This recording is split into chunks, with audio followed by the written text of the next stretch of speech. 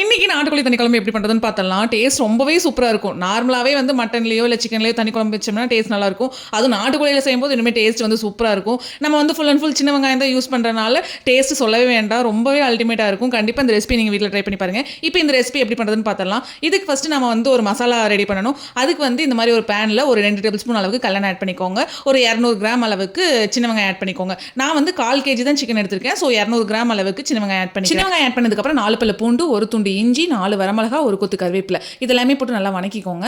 அதுக்கப்புறம் ஒரு 1/2 தக்காளி இதையும் போட்டு நல்லா வணக்கிட்டு 2 டேபிள் ஸ்பூன் மல்லி, ஒரு பட்டை, 2 கிராம்பு, 1/2 டேபிள் ஸ்பூன் சோம்பு இதையும் போட்டு நல்லா வணக்கிக்கோங்க. இதெல்லாமே நல்லா வணங்கினதுக்கப்புறம் ஒரு கைப்பிடி அளவு தேங்காயை ஆட் பண்ணி நல்லா வணக்கிட்டு அதை ஆனதுக்கப்புறம் ஒரு மிக்ஸி ஜாரில் ஆட் பண்ணி 2 டேபிள் ஸ்பூன் அளவுக்கு சிக்கன் தூளை ஆட் பண்ணி நல்லா நைஸாக அரைச்சி எடுத்துக்கோங்க. அதுக்கப்புறம் இந்த மாதிரி ஒரு மண் சட்டியில் எண்ணெய் ஆட் பண்ணிக்கோங்க. எண்ணெய் நல்லா ஹீட் ஆனதுக்கப்புறம் கடுகு, கருவேப்பிலை இதெல்லாமே போட்டு நல்லா பொரிஞ்சதுக்கப்புறம் நம்ம கழுவி வச்சிருக்க சிக்கனையும் ஆட் பண்ணி நல்லா எண்ணெயில் வந்து ஒரு 5 நிமிஷம் வணக்கிட்டு நம்ம அரைச்சி வச்சிருக்கிற பேஸ்ட்டையும் ஊற்றி தேவையான அளவுக்கு தண்ணி ஊற்றி ஒரு 20 நிமிஷம் லோ ஃப்ளேம்லேயே கொதிப்பிட்டு எடுத்தீங்கன்னா போதும் சூப்பரான நாட்டுக்கோழி தண்ணி குழம்பு வந்து ரெடி ஆயிரும். கடைசியில் கொஞ்சமாக கொத்தமல்லி தழை மட்டும் ஆட் பண்ணிக்கோங்க. அதுவும் இந்த நாட்டுக்கோழி குழம்பு மண் சட்டியில் ரெடி பண்ணியிருந்தேன். டேஸ்ட் ரொம்பவே சூப்பராக இருந்தது. கண்டிப்பாக நீங்களும் இந்த ரெசிபி வீட்டில் ட்ரை பண்ணி பார்த்துட்டு எப்படி இருக்குன்னு சொல்லிட்டு மறக்காம கமெண்ட் செக்ஷனில் கமெண்ட் பண்ணுங்க.